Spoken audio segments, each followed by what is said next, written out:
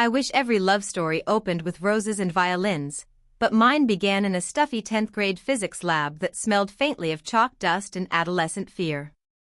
I was 16, fiercely certain of my future, the daughter of a prosperous export company owner who expected nothing less than perfection. Across the aisle sat Marco, a quiet boy with second-hand sneakers, pencil-smudged fingers, and a smile that could hold its own against sunrise. He borrowed my notes after class, thanked me with a sheepish tilt of his head, and hurried back to his part-time evening job stocking shelves at the corner grocery. I returned to a polished apartment where a housekeeper ironed my uniforms before dinner. Our worlds touched only in that lab, yet something electric sparked each time our shoulders brushed while craning over problem sets. He solved equations by instinct, head bent, dark curls falling over his eyes. I, trained by tutors, solved them by method. He was watercolor spontaneity. I was precise pen lines. By finals week we were sharing headphones, his faded cassette of the Beatles crackling through, and trading dreams in crowded hallways. He told me he wanted to design houses that ordinary families could afford. I confessed that sometimes, in my gilded bedroom, I envied the clamor of his crowded rented flat. My parents knew little of these exchanges until graduation night, when Marco offered me a ride home on his battered bicycle because my driver was late. The doorman's disapproving stare burned hotter than the summer air. Mother met us in the foyer, her pearl earrings trembling with indignation. Father's handshake was brisk, measuring. They thanked Marco for ensuring my safety, but when the elevator doors shut, their verdict echoed in velvet walls, "That boy is not for you." I stared at my glittering shoes, feeling them pinch like manacles, and said nothing, yet a seed of defiance rooted in my chest. University scattered our classmates like dandelion seeds, but Marco and I both stayed in town. He commuted to the Technical Institute by day, poured cappuccinos at dusk, drafted floor plans at night. I studied international business in air-conditioned lecture halls. We met between classes on a sun-baked bench, sharing day-old pastries he rescued from the cafe's closing tray. He spoke of load-bearing walls and the dignity of shelter. I spoke of supply chains and currency hedging. In that fusion of steel beams and spreadsheets, we forged a language that made sense only to us. The bench became a chapel. By 21, love no longer whispered, it demanded. Marco proposed on that same bench with a paper ring folded from a coffee-stained receipt. He apologized for its humble form, but his voice shook with conviction. I said yes before he could finish the sentence. We photographed the moment with his flip phone, more pixels of static than image, and I saved it like treasure. Yet the first people I told were not parents but my friend May, who shrieked and hugged me, and my younger brother Luca, who fist-bumped Marco behind father's back. My parents would not celebrate. Their refusal came during Sunday lunch, when I placed my left hand, receipt ring replaced by a simple silver band, beside the soup spoon. Mother inhaled sharply, father folded his napkin with surgical precision. "You are making a terrible mistake," he said, voice calm, colder than chilled marble. Mother cried that love could not fill fridges or college funds. I countered that Marco planned to finish his degree that year and had accepted an internship. Father retorted with salary figures, comparing them to the dividends from our company shares. The argument stretched like barbed wire across the table. I walked out bleeding. We married in a tiny civil ceremony 2 months later, attendance limited to Marco's parents, our trio of college friends, and Luca, who skipped a chemistry exam to witness. My dress was ivory cotton bought on clearance, Marco's suit borrowed from his cousin. We exchanged vows under municipal fluorescent lights, promising to be each other's refuge. When we exited the courthouse, rain drenched our hair, but we danced in the puddles, drunk on liberation. A stranger in line for parking permits snapped a photo, our faces upturned, rain like confetti, and emailed it to us. It hangs in our hallway still. Marriage settled on us like a patchwork quilt, warm but stitched from mismatched scraps. We rented a one-room attic flat with slanted ceilings so low Marco once cracked his head while stretching. I freelanced as a translator for shipping documents, nights illuminated by a bargain bin desk lamp, Marco sketched affordable housing prototypes on recycled printer paper.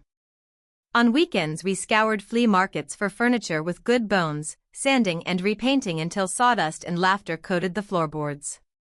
We learned to measure the worth of a purchase not by brand but by stories it could collect over time.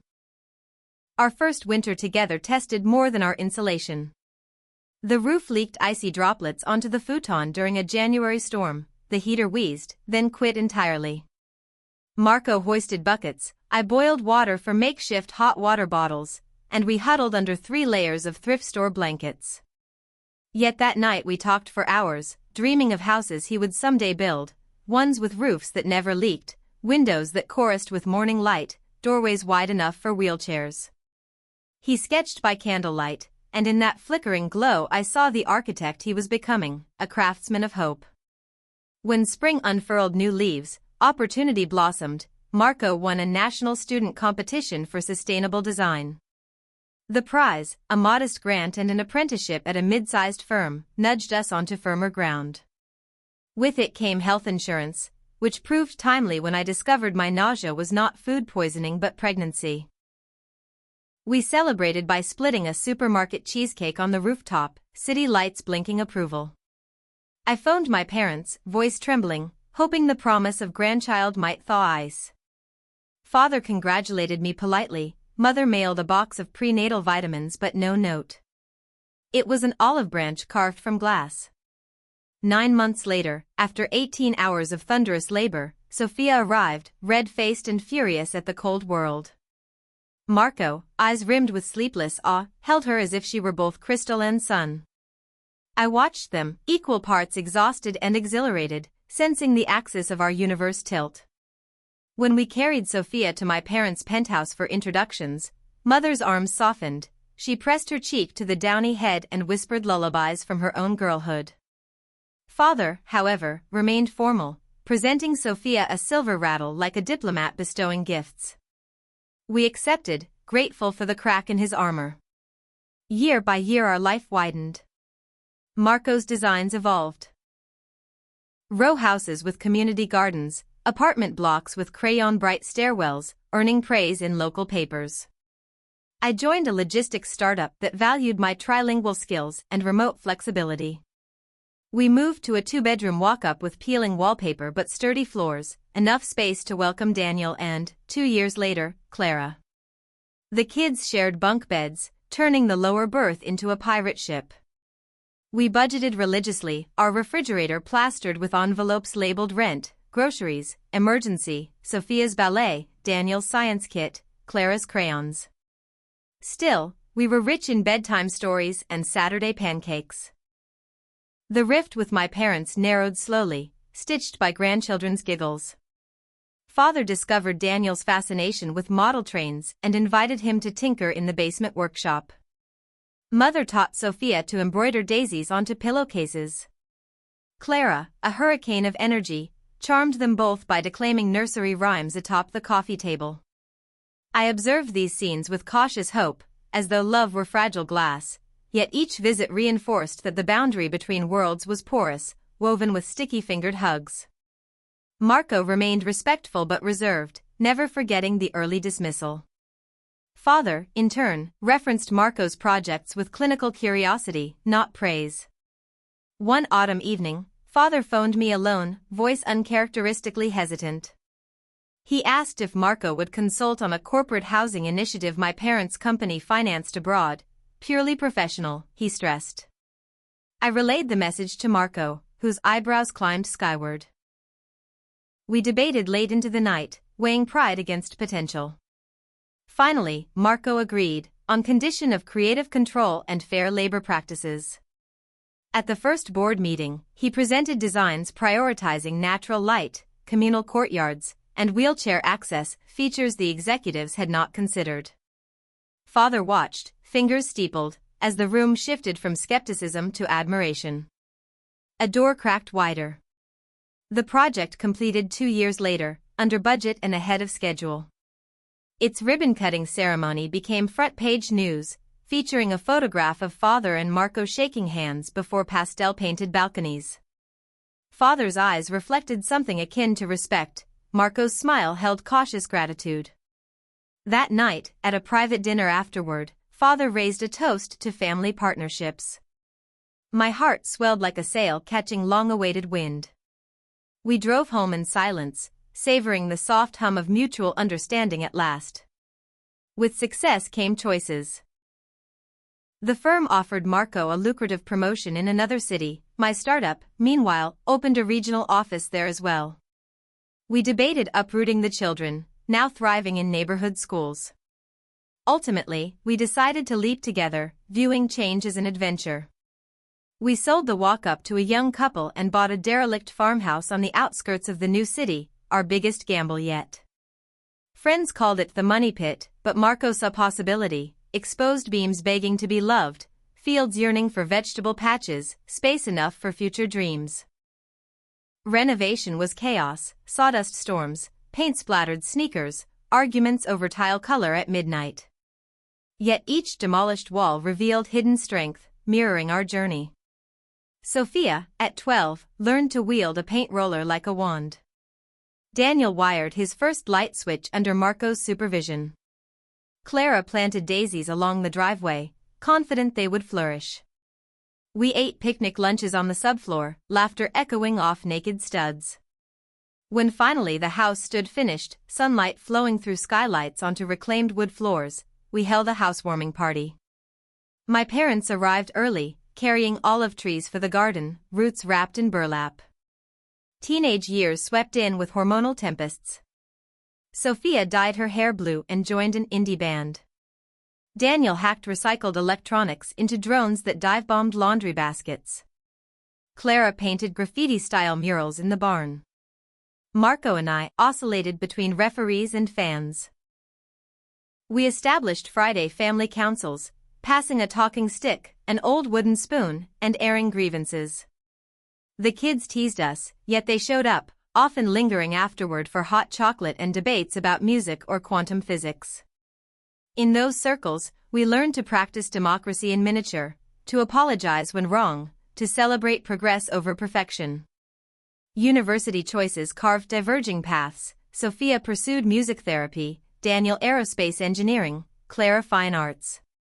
Tuition bills loomed like mountains, but scholarships and part-time jobs bridged gaps. I scaled back hours to freelance again, savoring flexible time to visit each campus. Marco began teaching evening classes, sharing his ethos of socially conscious design.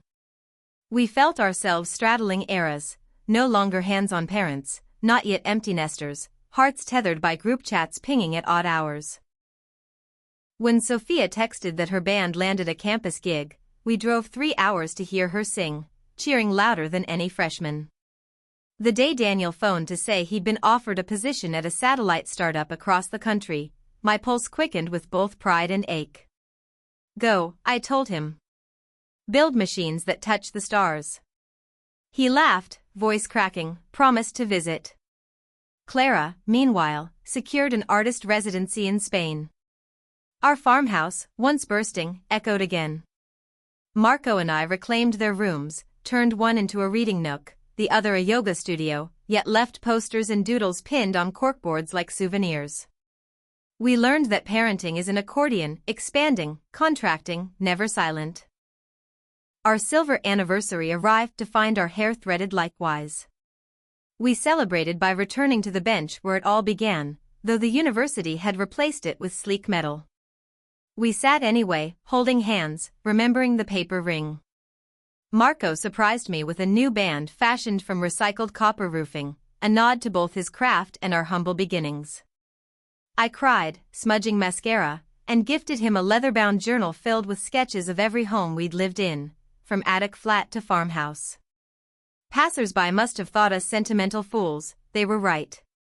Grandchildren arrived like shooting stars, first Leo, Sophia's son, who entered the world during a summer thunderstorm, then twins Maya and Felix, because Daniel never did anything halfway, next Vega, named for the brightest star visible from Daniel's new observatory town, then Isla, born to Clara in a sun-washed studio overlooking the Mediterranean. Within 5 years, our tally reached 8. Leo, Maya, Felix, Vega, Isla, plus Daniel's second set, Orion and Kasha, and Clara's surprise baby, Sol. Each child brought fresh syllables of wonder. The farmhouse morphed again, attic bedrooms repurposed into bunk spaces, garden swings multiplied. Hosting all 8 grandchildren required military-grade logistics. We color-coded toothbrushes, instituted big kid buddy systems, and cooked pasta in stockpots that could bathe a toddler. Evening story time became theater. Marco projected constellations onto the ceiling, narrating myths while the children piled on quilts, eyes wide. One night Leo asked how I'd met Grandpa. I told them about the physics lab, the paper ring, the puddle dance. Maya declared it the best fairy tale ever. Felix wanted to reenact the roof leak. We improvised with a watering can, squeals echoing down hallways. Joy dripped from every rafter. My parents, now Nana and Nano, attended these gatherings, arriving with trunks of board games and, occasionally, too much candy. Father, friendlier but sharp, challenged Vega to chess, feigning defeat to nurture confidence. Mother taught Isla to roll fresh pasta. The sight of Marco and father, side by side, assembling a treehouse for Ori and Kasha felt like the closing of a long open circle. In stolen moments, father would clasp Marco's shoulder, murmuring pride. Sometimes I caught Marco blinking back tears, and I understood forgiveness is not a single act but a continuous weaving of new threads over old scars. Not all seasons were bright. When Clara's partner's visa renewal stalled, their family moved into the farmhouse for 6 months, stress-gnawing edges. We navigated crowded bathrooms and fluctuating moods, translating documents late at night. Yet in that crucible, bonds strengthened. Daniel's aerospace company weathered a funding drought. He called me, voice low, fearing layoffs. We brainstormed side ventures, and he launched a tutoring app that eventually saved his job and others. Sophia battled postpartum blues. Marco flew to her city, installed a window garden, coaxed her back to melodies. Love, we learned, is action more than sentiment. On my 55th birthday, I opened the mailbox to find a letter from the City Council awarding Marco a civic medal for transformative contributions to affordable housing. The ceremony filled the town hall. Former tenants of his early projects spoke of dignity restored. As Marco accepted, he thanked mentors, colleagues, and, last, my partner in every blueprint, who taught me that walls can be bridges when built with faith. My cheeks heated as applause thundered. Later, at home, he pinned the medal beside the receipt ring in a shadow box, a reminder that value lies not in cost but in journey. Retirement approached like dusk, not abrupt darkness but gradual, golden light. I transitioned to consulting part-time. Marco selected projects that sparked passion over profit. We revived hobbies shelved for decades. He carved wooden toys for grandkids. I studied botanical illustration, capturing our flourishing garden in ink and watercolor. Early mornings we walked hand in hand through dew-kissed fields, greeting sheep in the neighbor's pasture. Sometimes we spoke of nothing, content with the rhythm of shared footsteps. Life felt both wide as horizon and intimate as a heartbeat. The grandchildren grew. Leo outgrew the treehouse roof, hitting his head like Marco once did, which we all declared poetic. Maya designed her own comic series. Felix disassembled my toaster to improve it. Vega built a cardboard planetarium. Isla choreographed dances across the living room rug. Orion and Kasha formed a detective agency to locate mysteriously vanished cookies, culprit, Sol. Watching them, I saw echoes, Marco's curiosity, my determination, interwoven and amplified. Legacy, I realized, is not wealth bequeathed but values embodied. One summer, our extended tribe embarked on an ambitious camping trip. We caravanned to a national park, pitching tents under pine halos. Night skies erupted with stars, unmarred by city glow. Daniel pointed out constellations, children tracing invisible lines with sticky S-more fingers. In that wilderness, I felt the scope of our journey, from classroom glances to this galaxy of kin, stretch across decades like a meteor's tail. Marco squeezed my hand, and we both knew, we had outrun doubt, surpassed expectation, written our own cartography. But even happily ever afters hold farewells. My mother passed quietly one winter morning, snow muffling sirens. At her funeral, Sophia's quartet played Mother's favorite lullaby. Father, though stoic, clung to Marco's arm. Later, sorting Mother's belongings, I discovered a drawer crammed with every photo and newspaper clipping of our family, meticulously dated. Among them lay a page from her journal, "Anna's courage teaches me love has many currencies." I wept, grateful for reconciliations granted before goodbye. Father's health declined thereafter. He moved into our farmhouse, occupying the ground floor study.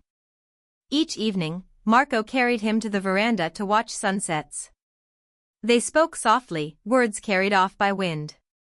One dusk, Father turned to Marco and said, "Thank you for proving me wrong."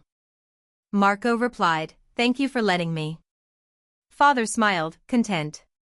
He passed the next dawn, leaving stocks to grandchildren's education funds and, to me, his woodworking tools, which I placed beside Marco's drafting table like olive branches polished by time. Grief braided with gratitude, we pressed forward. Sophia's therapy center expanded, Daniel's satellites mapped climate change, Clara's murals brightened pediatric wards. Grandchildren cycled through colleges, gaps filled with postcards reading, "Grandma, Grandpa, wish you were here." We pinned each one on the kitchen corkboard until it resembled a migratory atlas.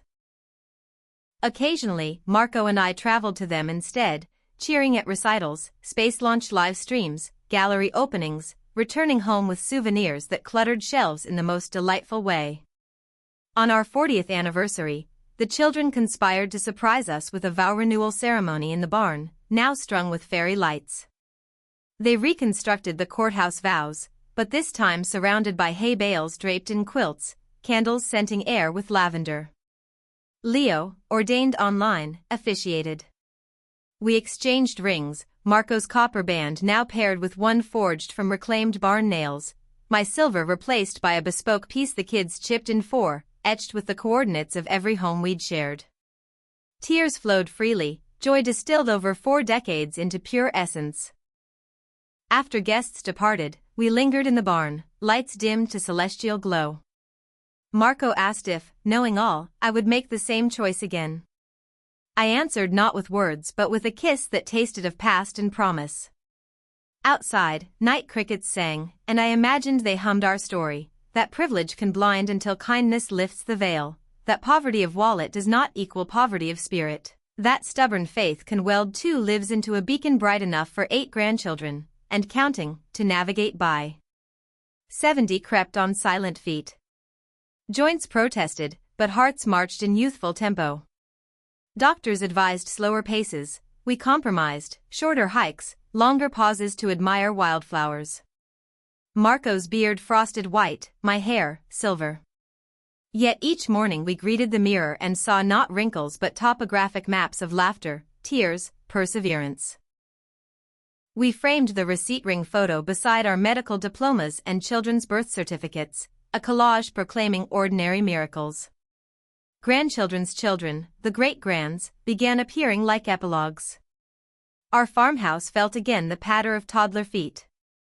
I crocheted miniature blankets, Marco whittled pocket-sized animals. Watching him guide tiny hands around sandpaper, I glimpsed the boy in second-hand sneakers, generous with borrowed notebooks. He glanced up, caught my gaze, winked. Some stories loop like Mobius strips, past and present kissing at every turn. One evening, thunder rumbled reminiscent of the roof leak night decades back. We sat by the window, sipping chamomile, recalling that formative storm. I asked Marco what he remembered most. He said not the cold or buckets but the certainty that, despite everything, we would endure. I realized he was right, it was never leaking roofs or disapproving parents that shaped us, but our response. A faith that adversity could be blueprint, not barricade. I began writing memoirs, pages blooming with anecdotes too precious to risk fading. Marco illustrated margins with sketches, our attic flat, the farmhouse metamorphosis, children's stick figure renditions reproduced in fine ink. The project felt like passing a baton to memory, ensuring that when our voices quieted, the story would still sing. The day the publisher accepted our joint manuscript, we celebrated with sparkling cider on the porch. A delivery van arrived, hoisting crates of pre-orders, friends, former tenants, students. The dedication read, "For believers in improbable architecture, of buildings and of hearts." We autographed copies with trembling hands, grateful our modest tale might anchor someone else in storms of lineage or expectation.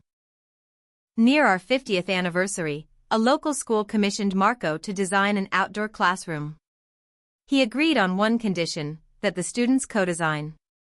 Weeks later, blueprints emerged covered in crayon dragons, solar-powered fairy lights, tree stumps for desks. The build became community theater, parents and children wielding hammers under supervision. At ribbon cutting, a shy 7th grader thanked Marco for listening when grown-ups rarely do. Tears blurred his vision. He whispered to me, "This is why we began." Health eventually drew boundary lines even love couldn't erase. Marco's heartbeat faltered, requiring medication and careful monitoring. I became his nurse, though he joked I'd always been his lifesaver. On rough nights, we reminisced aloud. He'd count blessings, names of children, grandchildren, homes, storms survived. I'd counter with memories, bench headphones, puddle dance, paper ring. Reciting them felt like weaving another layer of insulation against cold unknowns. One sunrise, as golden light seeped through curtains, Marco sighed contentedly and slipped into sleep he would not wake from. His hand, still warm, rested in mine. I pressed our receipt ring photo to his chest, whispering gratitude. Grief crashed but did not drown. He had built me buoyant foundations. Family flooded in, surrounding me with the very architecture he'd envisioned, a house alive with multi-generational love. We held his memorial in the outdoor classroom. Children painted banners reading, "Thank you, Architect of Hope." Former tenants spoke of first keys, students of first insights, our kids of first lessons. Leo played guitar, Vega traced constellations, Clara projected Marco's sketches onto a screen of clouds.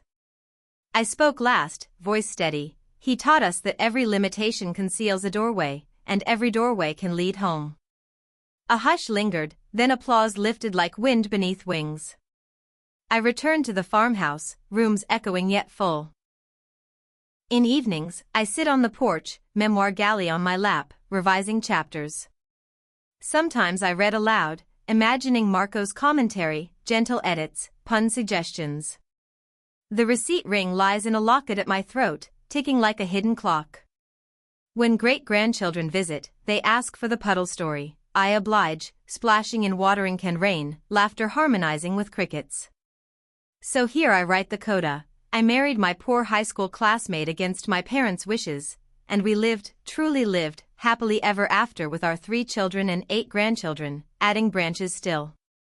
Happiness was not absence of struggle but symphony of perseverance, humility, and audacious love. If any reader stands at the brink of their own improbable choice, may our story be lantern and map. Love, like architecture, is an act of faith. You draw a line where no wall exists, trust it will stand, and keep building toward the light.